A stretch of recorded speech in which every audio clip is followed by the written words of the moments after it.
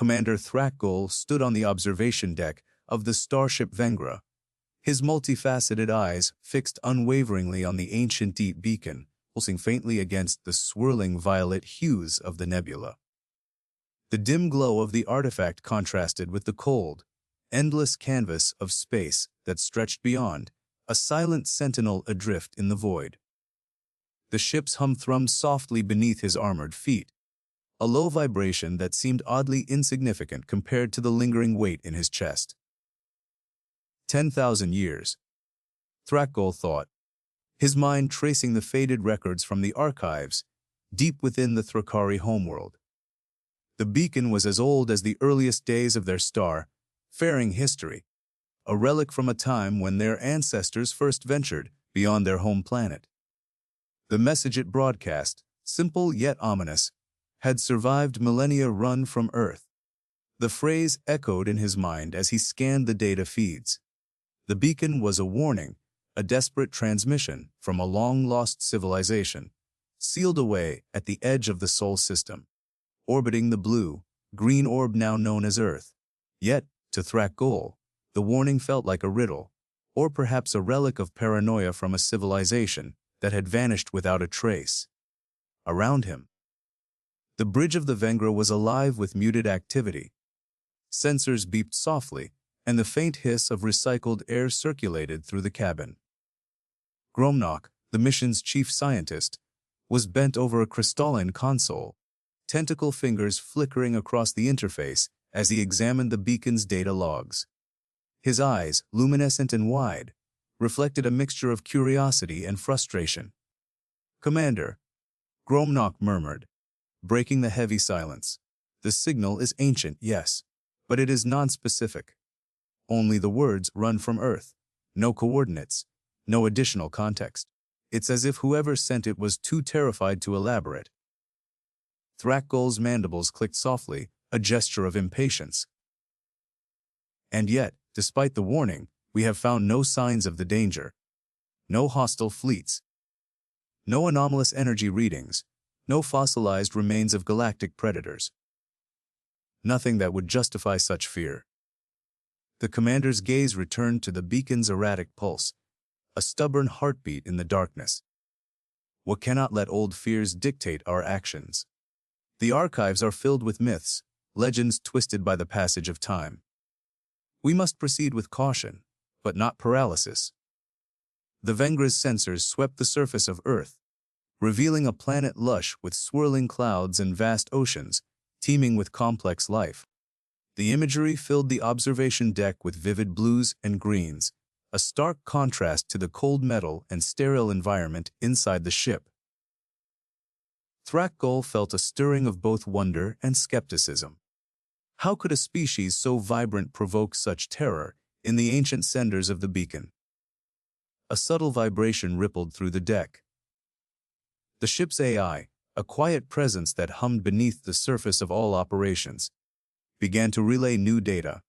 Atmospheric readings indicated a breathable environment for the Thrakari, a rare and valuable discovery. The planet's surface was alive with electromagnetic activity consistent with advanced technology, though primitive by Thrakari standards. "We have confirmation," Gromnak announced, eyes gleaming. "A sentient species. They are young but thriving. Earth is inhabited, Commander." Thrak'gul nodded slowly, absorbing the information. His mind raced with strategic calculations. To explore was to risk the unknown. To ignore was to forfeit potential knowledge and power. The ancient warning hung in the balance, a ghostly tether to a past shrouded in mystery. He turned away from the observation window and strode toward the central control console. The room's lighting dimmed as the ship adjusted its trajectory, edging closer to the beacon's origin point. Around him, the crew moved with practiced precision, their movements a ballad of efficiency and discipline. Thrak'gul's thoughts drifted briefly to the myths whispered across the Thrakari cosmos. The stories of demons that once roamed the galaxy, monsters of terrible intelligence and insatiable hunger that had driven countless civilizations to extinction. Could Earth be their resting place, or worse, their cradle? The answer lay hidden beneath layers of dust and time. Yet here they were, poised on the brink of history, ready to uncover the secrets that the beacon sought to bury. Suddenly, the ship's sensors flared with unexpected activity. A burst of energy, low and pulsing, emanated from the planet's surface. It was rhythmic, almost like a heartbeat, but mechanical in nature. The crew's chatter grew tense, but controlled as data streamed in, illuminating the Sorcy, a sprawling network of structures spanning continents, emitting signals unlike any the Vengra had encountered. Thrak'gul's gaze sharpened. The planet was no barren wasteland. It was alive and watching. "Prepare the landing party," he ordered, voice steady despite the surge of adrenaline beneath his exoskeleton. "Where we'll investigate first and the beacon's warning may not be empty." As the ship descended through the atmosphere, the view shifted from the vastness of space to the intricate tapestry of Earth's cities and wilderness. The air grew thick with unfamiliar scents, faint traces of ozone, the crispness of pine forests, the distant saltiness of ocean spray. It was a sensory assault for the Thrakari, their olfactory receptors overwhelmed by the planet's complexity. Thrak'gul inhaled deeply, savoring the alien vitality. The sky above was a soft cerulean canvas streaked with clouds, sunlight filtering through in golden shafts. Below, sprawling metropolises pulsed with life, their lights blinking like stars captured on Earth's surface. Yet, beneath the beauty lingered an undercurrent of unease. The beacon's warning echoed in his mind, like a ghostly refrain. "Run from Earth." The landing party assembled quickly. Thrak'gul donned his battle armor, the polished plating humming softly with kinetic energy fields. He glanced around at his team, each member a study in silent determination. Gromnak was already calibrating instruments designed to detect biological and technological anomalies. The others checked weapons and comm units, prepared for any eventuality. Descending in the sleek landing craft, the roar of atmospheric entry filled the cabin. The ship vibrated as heat shields flared against the friction of Earth's atmosphere. Outside, the landscape rushed upward. Mountain ranges, verdant valleys, and vast oceans stretching to the horizon. Touchdown was smooth, the craft settling onto a stretch of open plain, surrounded by dense forest. The air inside the cabin hummed with anticipation and tension. Thrak'gul's eyes scanned the perimeter, noting the absence of immediate threats, but sensing the subtle clues of unseen watchers. Stepping out into the open, the commander was struck by the raw vitality of the planet. The sky stretched endlessly overhead, painted with the soft glow of the setting sun.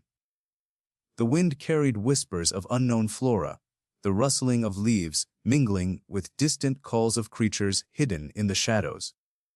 The ground beneath his boots was soft and warm, a stark contrast to the cold steel of his ship. The scent of earth and growing things filled his senses, a sensory tapestry that spoke of life thriving despite millennia of silence. Gromnak moved ahead, scanning with his devices, while the rest of the team spread out in a cautious formation. The tension was palpable. Every shadow, every rustle set nerves on edge. The beacon's message was a haunting refrain in their minds run from Earth. Hours passed with no sign of immediate danger. The team documented flora and fauna, recorded electromagnetic patterns, and gathered soil samples. It was an expedition, not unlike many before, yet the knowledge of the ancient warning lent every moment a weighty significance. As night fell, the forest around them transformed. The darkness deepened into a velvet cloak studded with stars, the air cooling and thickening with moisture. Strange sounds echoed. Distant howls, the crackling of twigs, the flutter of wings. But no direct threats appeared. Thrak'gul settled near the landing craft, his armor slowly retracting for rest, but his mind remained alert. The silence was oppressive, charged with unseen eyes watching from the shadows. In the flickering glow of the camp's artificial light, Gromnak approached, his expression grave. Commander, the beacon's origin script is more complex than we initially believed. It contains layers of encrypted warnings, fragments of history, myth, and perhaps prophecy. Thrak'gul listened, the weight of his responsibility settling like a mantle. Tell me everything. Gromnok's voice lowered, almost reverent. The ancient civilization that sent this beacon spoke of a predator. Not a single entity, but a species. Something beyond our understanding.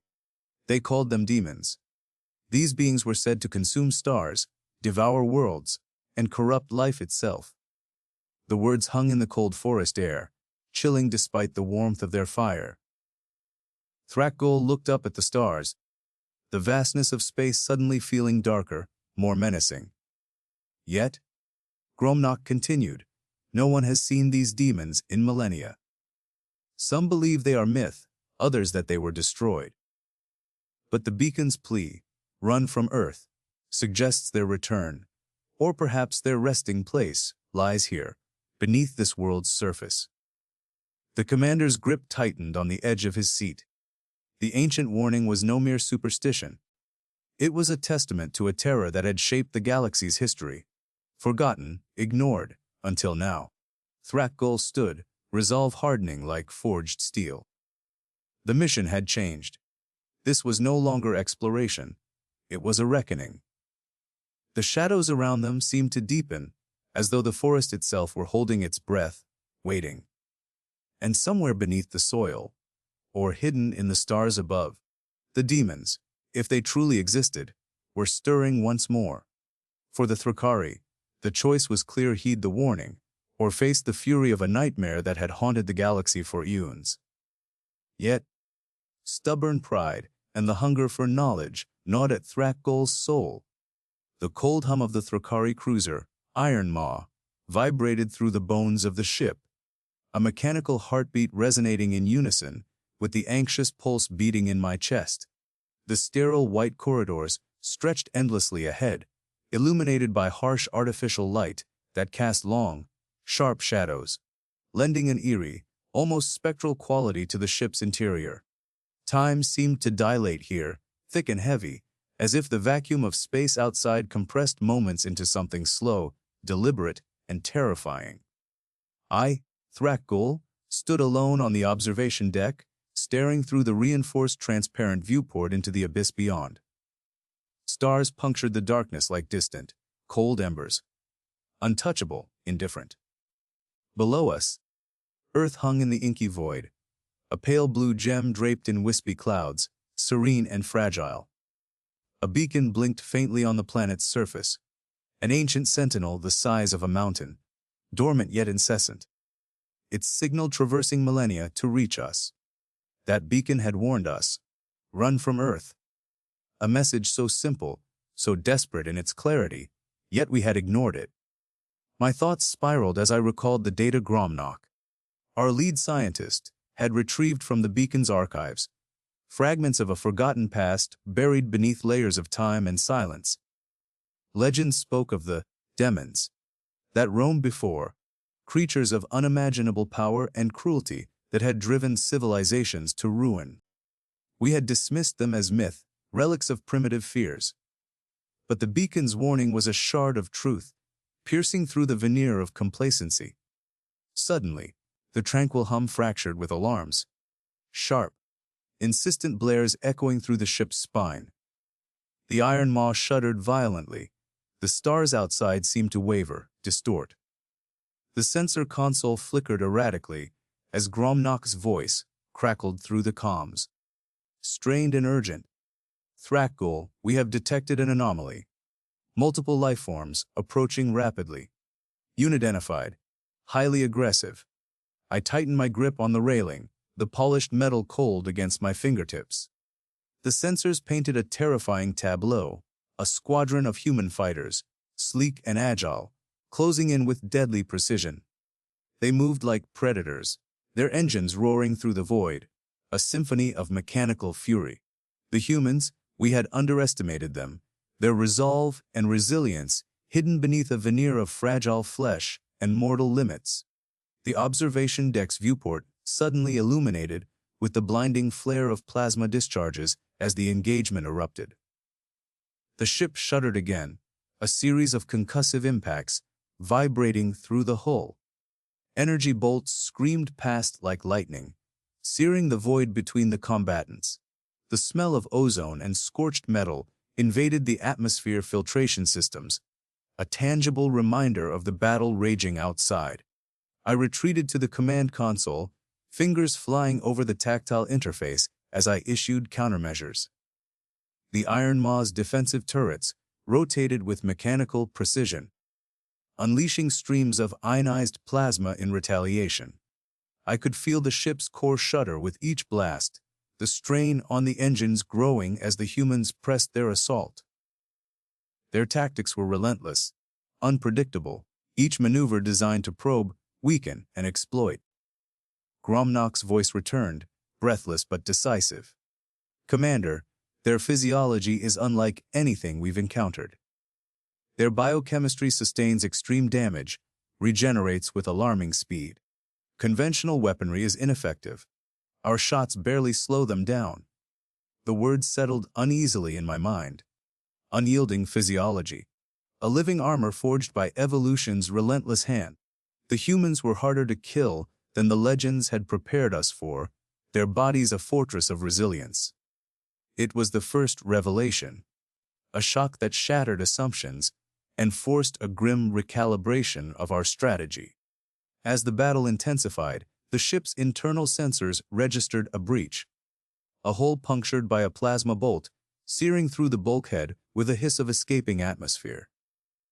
Emergency lights flashed red, casting the corridors into a hellish glow. The air turned thin, the temperature dropping as the atmosphere control systems strained to compensate. The metallic tang of decompression filled the air, sharp and biting. I moved swiftly through the labyrinthine passages, every step echoing in the vast emptiness. The ship's crew scrambled to seal the breach, their movements frantic but disciplined.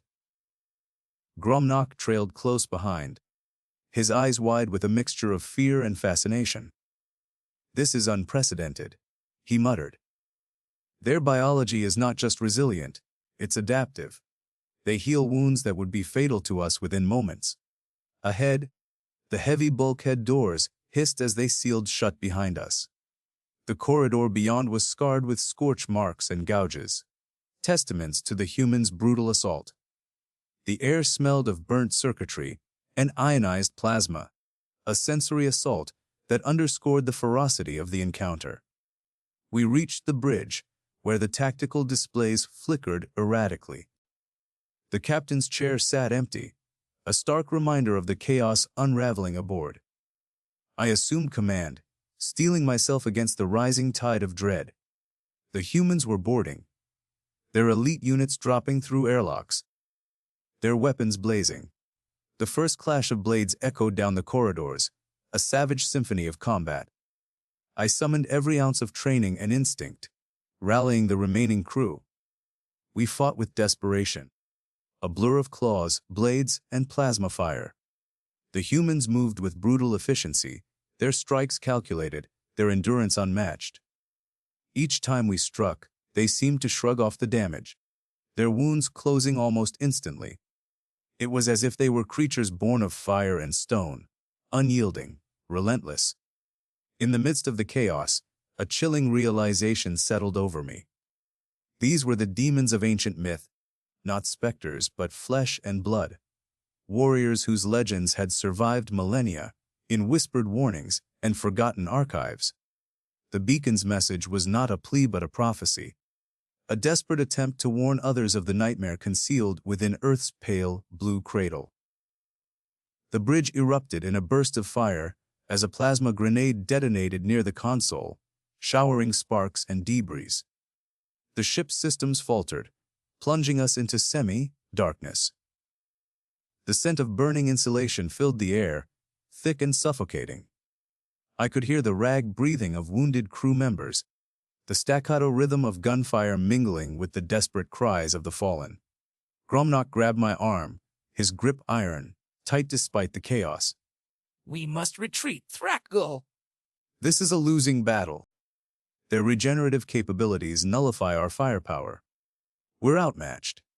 But surrender was a bitter pill to swallow. The irony gnawed at me. Our ancestors had dismissed the beacon's warning, and now we faced the consequences. We had come seeking knowledge, only to awaken a nightmare. It was a lesson etched in blood and fire. Some ancient texts were not myths to be ignored, but warnings to be heeded. As the humans pressed forward, I caught a glimpse of their leader, Maya Kim, her gaze cold, unyielding, a predator's focus sharpened by millennia of survival. Her armor bore the scars of countless battles, her weapon a fusion of technology and brutal simplicity. She moved with the grace of a hunter, her every step a calculated strike. The air thrummed with tension as our forces converged in the central chamber. The battle became a blur of motion, claws slashing, blades clanging, plasma bolts sizzling through the air. The humans' resilience was terrifying. Wounds closed before our eyes, their strength undiminished by injury. Every attack we launched was met with renewed ferocity. In the midst of the carnage, I felt a sudden, searing pain rip through my arm. A plasma blade, swift and merciless. The wound burned, but as I staggered back, I noticed the flesh knitting together, the scar fading even as the pain throbbed. It was impossible, unnatural. The humans were monsters in the truest sense, demons forged by evolution's cruel hand. The realization settled like a lead weight in my gut. Our weapons, our strategies, our very biology were ill-suited to this enemy. We were outmatched not only in skill but in nature. The beacon's message, "Run from Earth," was an edict born of survival instinct, a desperate plea from a past civilization crushed beneath the demon's relentless advance. The room darkened as the ship's power flickered, systems failing one by one. The smell of burning metal and ozone grew stronger, suffocating and oppressive. The humans advanced relentlessly, their movements a symphony of death. I fought on, driven by duty and desperation, but the tide was against us. In the final moments before the Iron Maw succumbed to the onslaught, a cold clarity washed over me. We had been fools to ignore the ancient warning, blind to the true nature of the threat lurking beneath Earth's surface. The demons were real, terrifying, indomitable, and they were here. The beacon's light faded as the ship's systems collapsed, the last flicker of hope extinguished in the void. And as the darkness swallowed us, I understood the cruel truth. Some dangers are eternal, and some warnings demand obedience. The chill of space seeped through the hull of the Kavashar, the Thrakari warship drifting silently in orbit above Earth. Despite the thick alloy walls and the hummed drone of cooling systems, a cold unease settled over the command deck.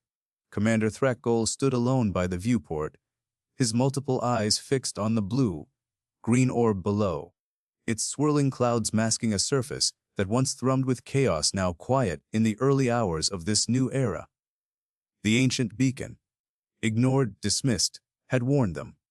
Run from Earth, it had said, a faint echo encoded in alien glyphs, a signal so old it defied even the most advanced Thrakari translation matrices. Yet no one had listened. Now, the reasoning began to crystallize. Gromnock's analytical voice crackled over the comm, link, jittery with static and urgency. Commander, we have detected further transmissions from the human network. They are no longer broadcasting simple distress signals or routine calls. These are tactical communications, complex, encrypted, and adaptive. Thrak'gul's mandibles flexed in contemplation. Adaptive. The word carried weight. It stirred memories of ancestral files detailing the demons of old. Creatures whose tactics evolved faster than sensors could recalibrate, whose every maneuver shifted unpredictably like a storm. He turned from the viewport, the cold glass reflecting the faint greenish glow of the ship's control consoles. The bridge was bathed in dim, pulsing light. Every display flickered with real-time data streams, charts, and vectors tracking the incoming human fleet. Explain, Gromnak. The humans have begun to counter our conventional formations. Our standard assault squads encountered resistance, unlike any previously recorded in the sector. Their defense lines reconfigured in mid-battle, creating gaps where none existed before, luring our forces into ambushes. It appears they learn from each engagement, modifying tactics almost instantly. Thrak'gul's mind raced. The ancient archives hadn't exaggerated. These were the adaptive tacticians, a species whose combat doctrine transcended fixed patterns and predictable stratagems. They weren't merely fighting. They were evolving with every passing moment, turning each encounter into a deadly game of chess played in real time. The decks vibrated briefly as another wave of human fighters emerged from Earth's atmosphere. Sleek craft shimmering with unfamiliar alloys and emitting bursts of energy that distorted the vacuum itself. The Kvasher's sensors recorded the display with a mixture of awe and dread. Thrak'gul closed his eyes for a moment, inhaling deeply the sterile recycled air, and tried to summon the calm of his training. He recalled the stories passed down by the elders. How the Thrakari had once been hunters of the cosmos, masters of calculated war and unyielding order. But here, faced with a foe that didn't conform to their expectations, the foundation of their strategy cracked. Gromnak's voice interrupted the silence. Commander, I am analyzing the biological signatures of these humans. Their physiology is surprisingly resilient. Their neural pathways exhibit plasticity, adaptive learning at a neural level. This explains their rapid tactical changes. They are not simply reacting, they are predicting. The words sent a shiver through Thrak'gul's limbs. A species whose minds rewired themselves in the heat of battle. That was a nightmare scenario. No fixed algorithm could anticipate the unpredictable. They were facing a living, breathing puzzle, a creature of fluid intellect and instinct. His claws flexed tightly on the console edge.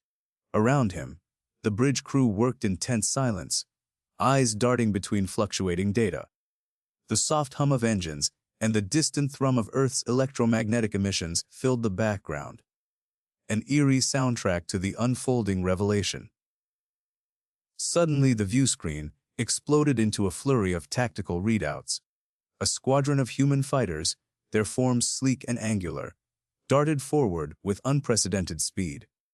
The Kvasher's defense turrets swiveled and unleashed a barrage of plasma bolts, their sizzling trails cutting through the void. But the humans twisted and dived with fatal grace, the plasma bolts missing by mere centimeters, their formations weaving like liquid shadows. Thrak'gul felt a surge of frustration. They anticipate our attack vectors, he muttered. They are not just attacking. They are orchestrating the battlefield. Behind him, the bridge officers whispered anxiously among themselves. Gromnak's voice returned, strained but focused. Commander, we should reconsider our approach. Direct assault is proving ineffective.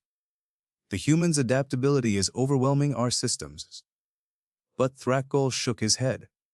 Retreat was a foreign concept, a surrender unbefitting his rank and the honor of his people. The ancient beacon's warning to run held an ominous truth, but he was determined to face whatever lay waiting. He ordered a recalibration of the energy shields and a redistribution of power to the main cannons. Prepare for a focused strike on their command vessel. Disrupt their coordination center. We must sever the hive mind at its core.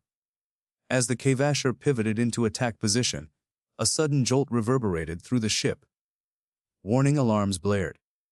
The ship's sensors detected an unexpected phenomenon, a ripple in the space-time continuum, a distortion that warped the very fabric around them. What is that? Thrak'gul demanded, voice tense. Gromnak's eyes widened. Unknown. It's pulsating. A temporal flux. Possibly a defensive measure employed by the humans. The space around the Kvasher shimmered like heat over desert sands. Suddenly, Dozens of human drones emerged from the distortion, suddenly appearing in the ship's blind spots. Their weapons discharged with precision, lances of pure energy, slicing through the Kvasher's outer hull. The bridge shook violently. Lights flickered, the air thickening with the acrid scent of burning circuits and ozone. Thrak'gul steadied himself, teeth clenched. This was no mere battle. It was a test of endurance, of will against an enemy that transcended conventional limitations. "Deploy countermeasures," he barked. The crew scrambled, releasing flares and electronic jammers, but the drones adapted instantly, weaving through defenses, targeting weak points with unnerving accuracy. Amid the chaos, Thrak'gul's mind wandered to the beacon once more. Its message, so simple and cryptic, "Run from Earth." Now he understood. It wasn't just a warning. The humans, these demons of myth, were not just survivors. They were evolutionary masters of war, beings that turned conflict into a dance of perpetual adaptation. To face them was to walk into a storm where every step shifted the ground beneath. The Kvasher's hull groaned under sustained assault, and the ship's energy reserves plummeted. Gromnock's voice was a strained whisper. "Commander, we cannot withstand this for much longer. Shall I initiate emergency retreat protocols?" Thrak'gul's gaze hardened. To flee would validate the ancient fears, but to stay would mean annihilation. The weight of millennia pressed down on him. The honor of the Thrakari, the warnings of the forgotten past, and the stark reality of the present. Suddenly, a sharp vibration coursed through the ship. The sensors detected an incoming projectile, an enormous, glowing spear of metal hurtling through the void toward them. The main guns fired, but the spear evaded, passing through the energy shields and embedding itself deep in the Kvasher's dorsal plating. The bridge shook violently as sparks rained down. Systems flickered and failed. The scent of burning circuitry and alien ozone filled the air, mingling with the cold metallic tang of the ship's damaged hull. Thrak'gul gritted his mandibles. This was no ordinary weapon. It was a living thing, a biomechanical entity designed to breach defenses and cripple from within. As the crew worked frantically to contain the damage, the viewscreen flashed with incoming data. The human command vessel loomed larger now. A sleek, monolithic structure bristling with weaponry and emitting waves of electronic interference. The humans had not only survived. They had grown stronger, more interconnected. Their tactics were no longer isolated maneuvers, but part of a vast, adaptive network that responded instantaneously to every threat. Thrak'gul felt a cold dread settle deep in his chest. The ancient myths spoke of these demons not just as warriors, but as predators of stars, creatures capable of devouring entire civilizations and reshaping galaxies in their wake. The beacon's warning, once dismissed as superstition, now rang with undeniable truth. The humans were not merely a species. They were a force of nature, an evolutionary tempest, that no amount of Thrakari firepower could quell. The Kvasher systems began to fail one by one. Life support flickered. Weapon arrays stuttered, communications sputtered into silence. The crew moved with desperate efficiency, but the damage was catastrophic. Thrak'gul's gaze drifted back to the planet below, a vibrant orb teeming with life, ingenuity, and now, terrifying potential. He realized then that the beacon's message was not a curse, but a plea, a desperate call from those who had faced this menace before, urging all who came after to flee or perish. But it was too late for fleeing. The battle had already begun. The Kvasher shuddered as another wave of human fighters surged forward, their formations fluid and unpredictable. Plasma fire and energy beams lanced through the void, carving glowing scars into the hull. The commander's eyes burned with resolve. "Prepare for boarding," he ordered, voice low and steady. "If we cannot destroy them from orbit, we will fight within their own stronghold." The crew sprang into action, sealing bulkheads and arming boarding pods. The air grew heavy with the scent of ionized particles, and adrenaline fueled anticipation. As the boarding pods detached from the crippled warship, hurtling toward the human command vessel, Thrak'gul braced himself for what awaited. The humans were no longer mere opponents. They were living legends of adaptation and survival, creatures forged in the crucible of millennia, their minds a battlefield of endless change. The ancient beacon's warning echoed once more in his mind: run from Earth. But Thrak'gul knew there was no running, only fighting, against a force that would bend, twist, and evolve until it consumed all in its path.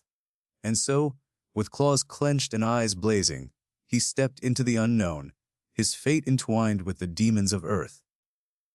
The cold hum of the ancient archives machinery pulsed steadily beneath my feet, a mechanical heartbeat that echoed through the dim, cavernous chamber. Dust motes floated in the thin shafts of light spilling down from fractured skylights high above, each particle catching the glow like tiny suspended stars. The air was thick with the scent of aged metal and stale earth, a smell that spoke of millennia untouched, of secrets buried deep beneath Earth's surface and forgotten by time. My mandibles twitched involuntarily, a subtle reaction to the atmosphere, but my thoughts remained razor sharp. We had come for answers, and answers lay waiting. The third chamber was unlike the previous two. Its architecture was unfamiliar, organic curves blended with crystalline forms, as if the creators had woven nature and technology into a seamless whole.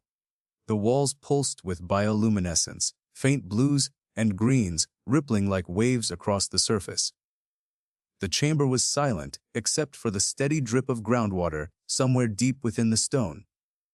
Here, the archive's voice shifted, no longer just inscriptions or flickering holograms, but something more tactile, immediate. The message came alive, and with it, a revelation that shattered what I thought I understood. I stood alone. The others dispersed across the chamber, their eyes wide with awe and unease. Gromnock's scientific curiosity hummed visibly in his claws as he approached the central console, fingers tracing symbols that glowed under his touch. Maya Kim, the human commander, leaned against a crystalline pillar, her gaze fixed firmly on the shifting patterns. Nathan Chen, tense and alert, scanned the shadows for threats. But none of us moved. The voice of the past had commanded silence, and it demanded attention. The archive began to project a sequence, not images, not words, but memories, etched into the very fabric of the chamber. I felt them as much as I saw flashes of a world long dead, a civilization that had thrived and fallen, driven not by war or decay, but by something more insidious. The beings here had faced a scourge, an ancient enemy, known to their mythology as the Diverers. The beings were monstrous, not in form but in their relentless hunger for destruction, chaos incarnate across the stars. Yet the revelation did not stop at fear and despair. It shifted, revealing the true nature of resistance, a unity so profound it transcended species and culture. The archive spoke of unbreakable unity, a bond forged in the crucible of annihilation. It was this unity that had saved them, humanity's own reflection in an alien mirror, an echo of our own resilience. The imagery flickered to a scene that froze me in place.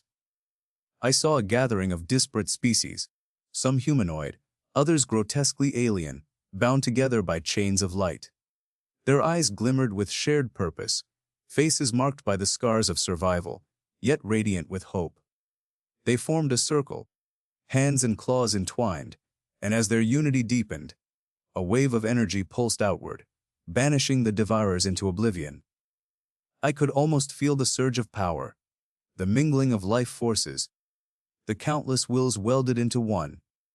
It was not just strength of arms, but a harmony of spirit, an unyielding collective determination that made the impossible possible.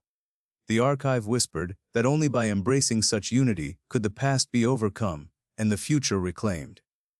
A shiver ran through my carapace. Had we grasped this before?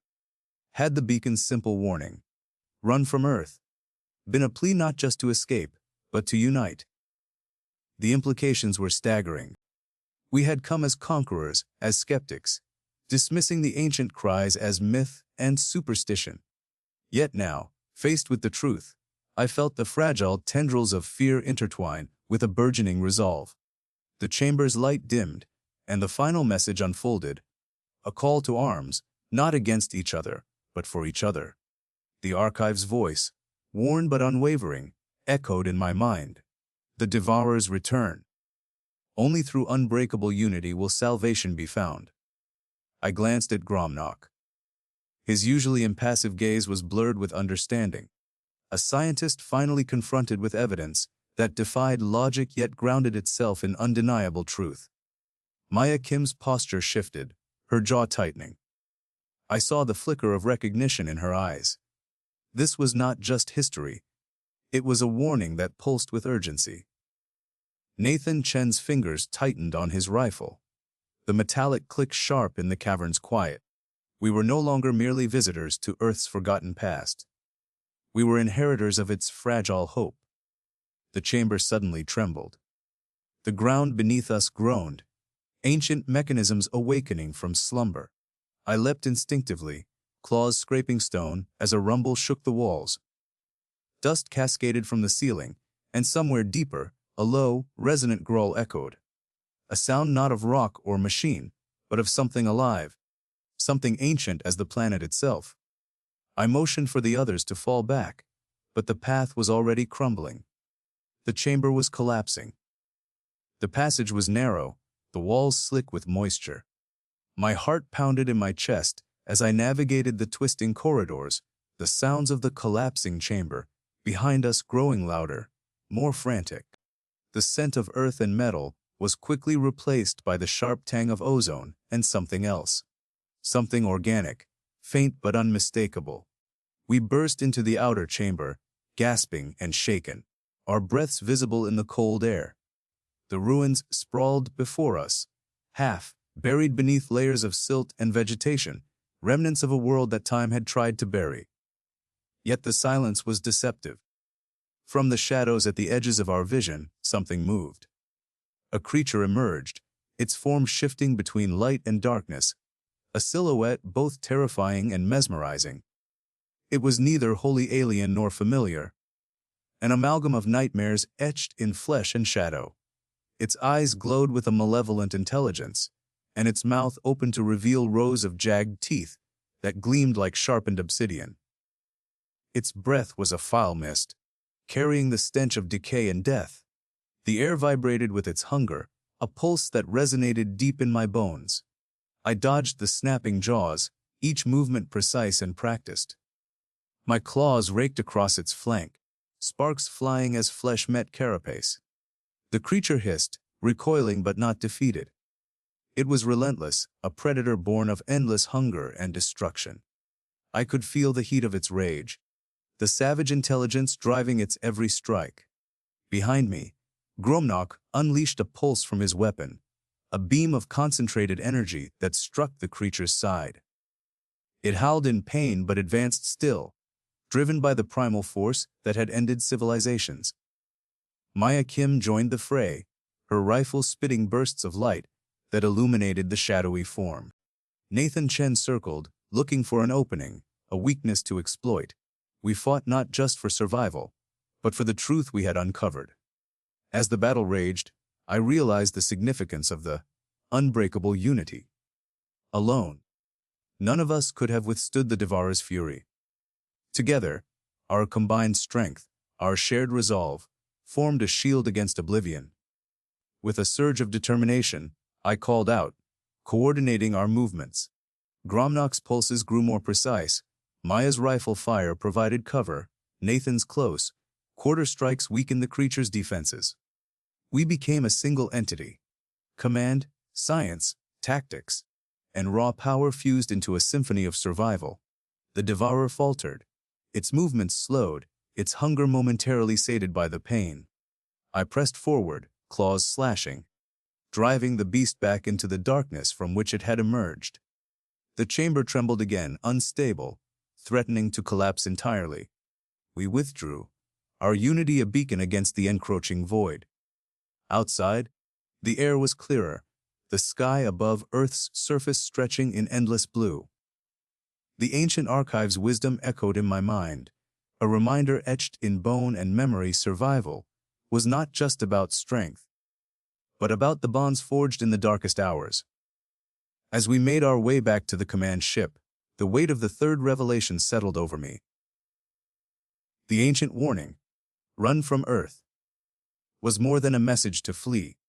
It was a challenge to embrace unity in the face of unimaginable terror. Only through shared strength could we hope to survive what lay ahead. In the quiet moments before rest, I reflected on the paradox of our mission. We had come to conquer, to claim a new world for the Thrakari, yet we found ourselves humbled by a species that had long been thought weak, a species that mirrored our own capacity for resilience and unity. The encounter with the Devourer was but a glimpse of the threat that loomed, but it was also a testament to the power of collaboration across divides.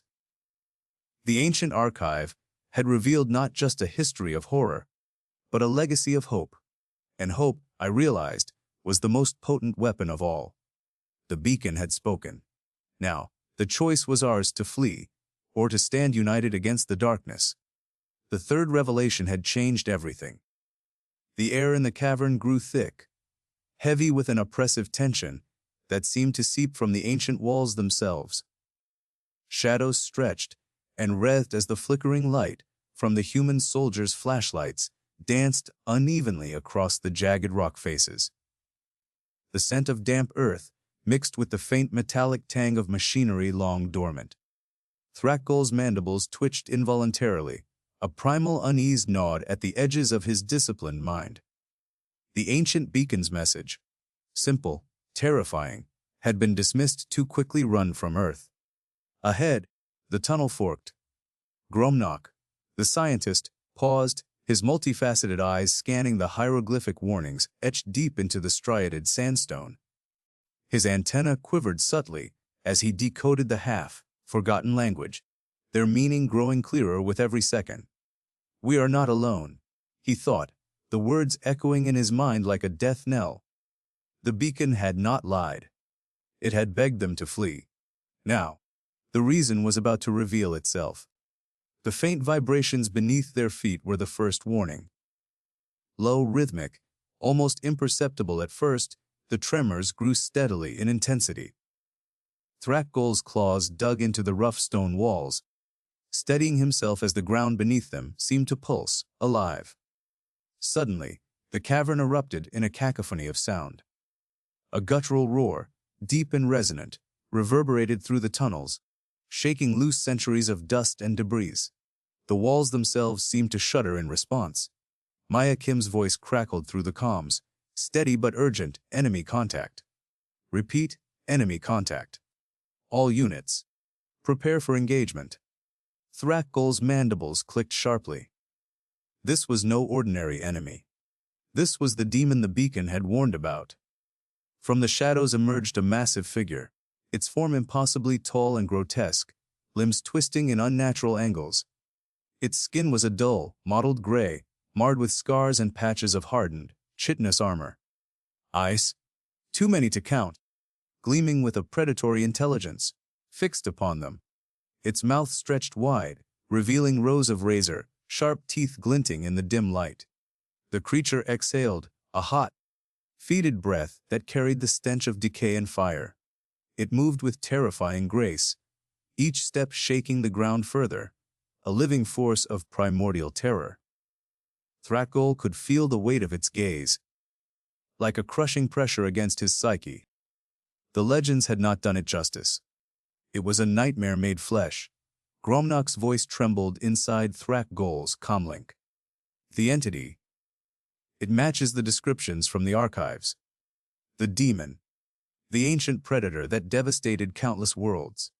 We thought it extinct. He swallowed hard. We were wrong. The humans were already responding. Nathan Chen, at the forefront, raised his pulse rifle, the weapon's blue energy arc humming as it charged. He fired, beams of concentrated plasma streaking towards the beast's torso. The creature snarled, unfazed, swatting the blasts aside with a clawed hand like they were mere insects. The air rippled with heat and static, the beams dissolving into harmless sparks upon contact. Thrak'gul moved swiftly, rallying his troops. The Thrakari warriors brandished their energy lances, weapons humming with lethal power.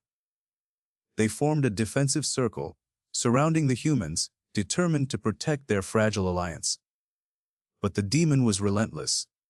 It lunged forward, swift despite its size, smashing through rock and bone alike. The walls trembled as the creature slammed its massive fist into the ground, sending shockwaves that knocked several Thrakari off their feet. Dust filled the air, choking and blinding. Thrak'gul's antennae twitched wildly, picking up the cacophony of screams, the clash of weapons, the guttural roars of the demon.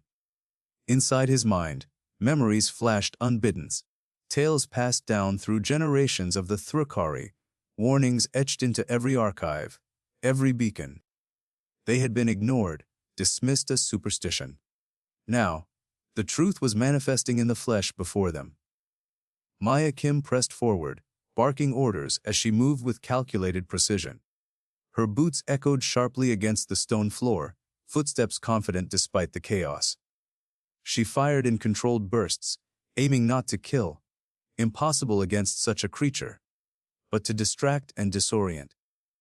Nathan flanked the demon, drawing its attention with rapid fire volleys. The beast pivoted, its multiple eyes narrowing, focusing on the human soldier. It let out a chilling roar, a sound that seemed to scrape the very air, and charged. Nathan dove to the side, rolling in the dust as a massive claw smashed down, where he had stood moments before, shattering the ground with bone, crushing force. Thrak'gul's heart pounded in his chest, a primal drumbeat of dread and determination. This was not merely a battle for survival, it was a confrontation between the ancient past and the uncertain future. The demon had hunted the galaxy, leaving ruins and despair in its wake. If it was here, on Earth, nothing would remain untouched. Gromnak scrambled to the side, clutching a compact device that pulsed with faint blue light. It was their last hope, an experimental weapon designed to disrupt the creature's neurological pathways. The scientist's antenna vibrated erratically as he calibrated the device, sweat glistening on his carapace. Now or never. Thrak'gul thought, steeling himself. With a guttural shout that echoed off the cavern walls, he charged forward, spear poised to strike. The demon turned, eyes locking onto him. For a heartbeat, time seemed to freeze, the clash of titans, predator and hunter, locked in primal combat. The spear struck the creature's armored chest, embedding deep with a hiss of energy discharge. The demon howled, staggering back, but its retaliation was swift and merciless. It seized Thrak'gul's arm with crushing grip, claws sinking into chitin and muscle. Pain exploded through his limb, but he refused to yield. Nearby, Gromnak activated the device. A high-pitched whine filled the air, like a swarm of angry insects. The demon shrieked, a sound of pure agony that echoed through the cavern. Muscles spasmed uncontrollably, eyes fluttering as it staggered, disoriented. Seizing the moment, Maya lunged forward, firing a concentrated burst directly at the creature's exposed eye. The beam struck true, and the demon howled in rage and pain, stumbling back into a shattered pillar. Dust and debris rained down, filling the air with choking grit. Nathan scrambled to his feet, breath ragged but eyes fierce. Keep it off balance, he shouted, voice strained. The humans and Thrakari fought as one, a desperate dance of survival amidst the ruins of an ancient world. The cavern trembled anew, dust falling like a curtain of ash. The demon roared once more, a sound that echoed with the fury of millennia, and charged again. This time its focus was singular. Thrak'gul. The warrior braced himself, spear raised. As the creature bore down, time seemed to slow. Memories of home, of kin, of every battle fought and won flashed through his mind. This was more than survival. It was defiance against oblivion. The clash was explosive. Spear met claw, energy sparking where chitin scraped against armor. The demon's strength was overwhelming, but Thrak'gul's resolve was fiercer. He twisted, driving the spear deeper into the creature's flesh as it tried to crush him. Pain seared through his body, but he pushed on, fueled by the knowledge that failure meant extinction. Around him, allies fought tirelessly, buying him precious moments. Suddenly, the device in Gromnok's hands emitted a piercing pulse, brighter and stronger than before. The creature convulsed violently, limbs flailing as if caught in invisible chains. Its many eyes rolled back, and with a final, earth-shaking roar, the demon collapsed. Silence fell, thick and suffocating. Dust settled slowly around the fallen monster. The cavern's ancient breath finally stilled. Thrak'gul lay panting, muscles trembling from exertion and pain. He forced himself to sit up, eyes scanning the shadowed corners of the vast chamber. The nightmare was over, for now. But the warning remained clear. Some evils never truly die. They wait coiled beneath the surface, ready to rise again. He turned to Gromnok, who was already analyzing the fallen beast, with a mix of awe and dread. This creature, the scientist thought aloud, was the reason the beacon was created. To say, run from Earth. The weight of that truth settled heavily on Thrak'gul's shoulders. Ignoring the warning had almost cost them everything. Outside the cavern, the first rays of dawn began to pierce the horizon, casting a pale light over the battered battlefield. The Thrakari and humans alike emerged, shaken but alive. Thrak'gul's antennae twitched as he observed the horizon, the rising sun a fragile symbol of hope against the shadow of what lurked beneath. The beacon's message was no longer just a warning. It was a call to arms. Earth was no longer safe. The demon had been revealed. The weight of the quiet settled heavy on the bridge of the Thrakari cruiser, an oppressive stillness that seemed to press against the sinews of every living being aboard. Outside the reinforced viewports, the dark void of space stretched vast and indifferent, punctuated only by the distant shimmer of stars and the pale, familiar blue of Earth, hanging in the void like a fragile jewel. It had been hours since the last echoes of the ancient beacon's warnings faded from their comms, the refrain, "Run from Earth," reverberating like a dirge in the minds of the Thrakari crew. Thrak'gul stood at the helm, his limbs tense yet still, his multi-faceted eyes reflecting the holographic map hovering before him. Each flicker of light traced the contours of the planet. He had once considered a mere curiosity, not the crucible of nightmares their ancestors had feared. The archives had been clear. Cryptic warnings left by a civilization long dead, accounts of a predatory species that had consumed worlds and shattered empires. The demons of their myths were not myths at all. They were real, and they were here. He inhaled sharply, the recycled air of the bridge tasting faintly metallic, a reminder of the sterile confines of their ship in contrast to the wild, untamed world below. The scent mingled with the faint hum of the engine core, a mechanical heartbeat that thrummed beneath his boots. The silence was punctuated only by the soft beeping of consoles and the distant murmur of crew members moving to their posts. Outside, Earth rotated slowly, a living, breathing entity cloaked in atmosphere and cloud. Thrak'gul's gaze drifted to the comm panel.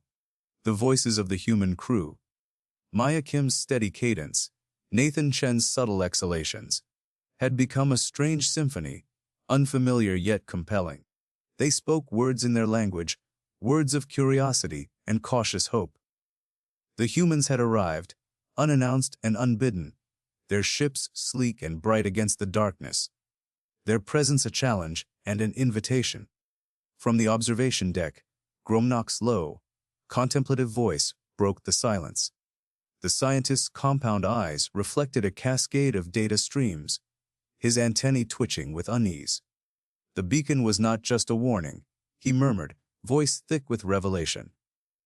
It was a testament to survival. They expected this threat to return. The species described, vicious, relentless, could annihilate both our kind and theirs. Thrak'gul nodded slowly, the enormity of their folly settling like cold ash in his chest.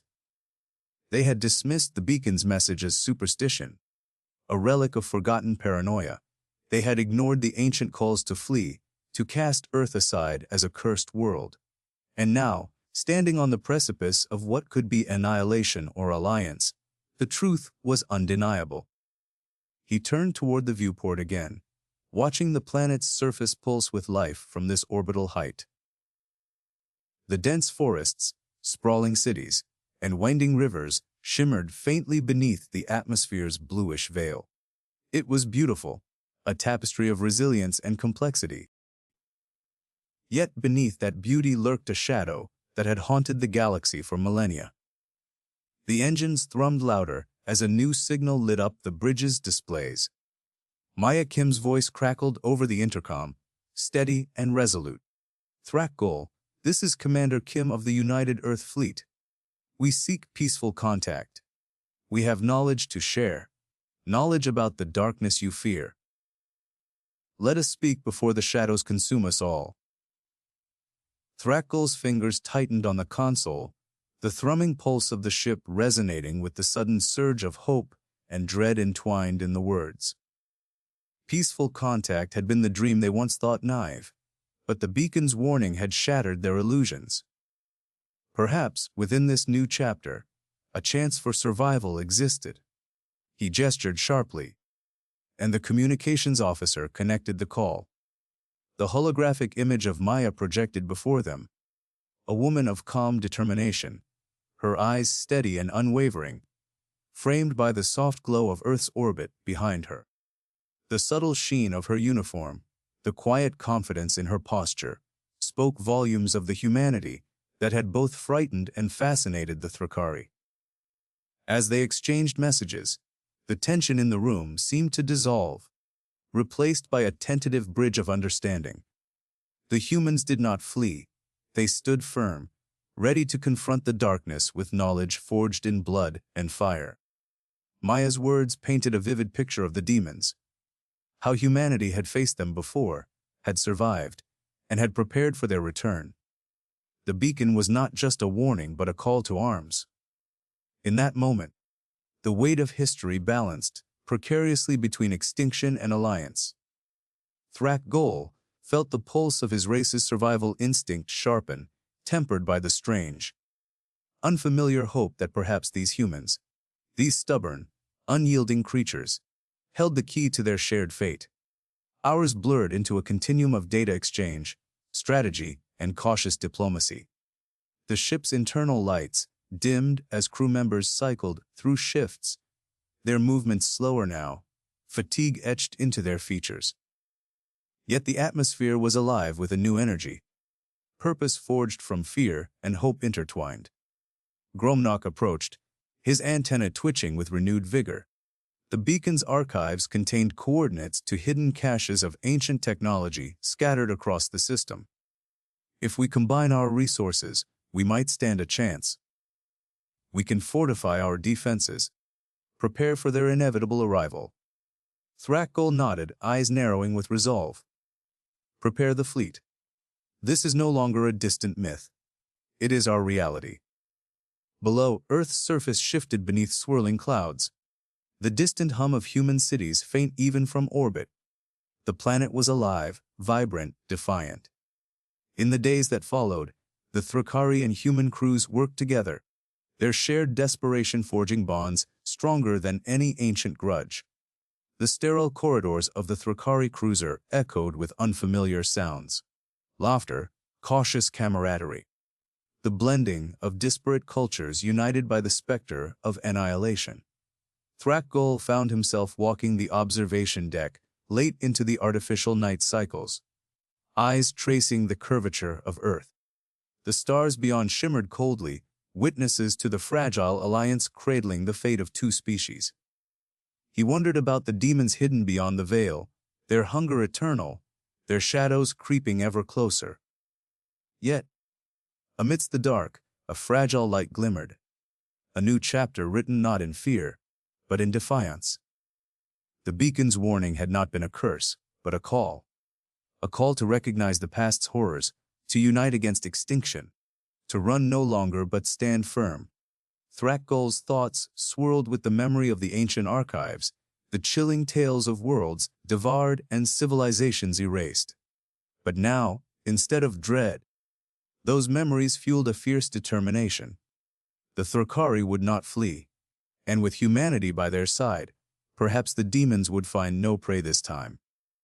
The air on the bridge felt different now, charged with purpose, with the promise of resistance. Holographic schematics of joint defense systems flickered across the displays, the combined technology a testament to what could be achieved when fear gave way to cooperation.